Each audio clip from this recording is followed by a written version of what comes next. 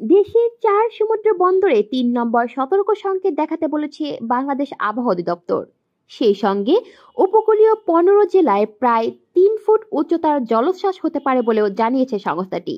শনিবার বাংলাদেশ আবহাওয়া অধিদপ্তরের আবহাওয়াবিদ মোহাম্মদ শাহিনুর ইসলামের দেওয়া আবহাওয়ার বিশেষ বিজ্ঞপ্তিতে এ তথ্য জানানো হয়।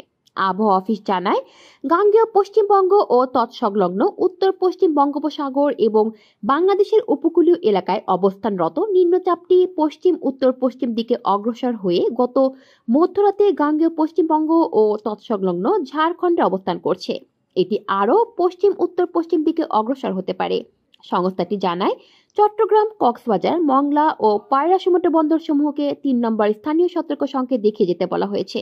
এছাড়াও অমাবস্যা ও নিম্নচাপের কারণে উপকূলীয় জেলা সাতক্ষীরা, খুলনা, বাগেরহাট, ঝালকাঠি, ফিরোজপুর, বরিশাল, বরগুনা, পটুয়াখালী, ভোলা, চাঁদপুর, লক্ষ্মীপুর, নোয়াখালী, ফেনী, চট্টগ্রাম, কক্সবাজার এবং তাদের অদূরবর্তী দ্বীপ ও চরসমূহকে 1 থেকে 3 ফুট অধিক উচ্চতার বায়ুতরিত জলোচ্ছ্বাসে প্লাবিত হতে পারে। কলি শিকদার, বাংলা নিউজ নেটওয়ার্ক।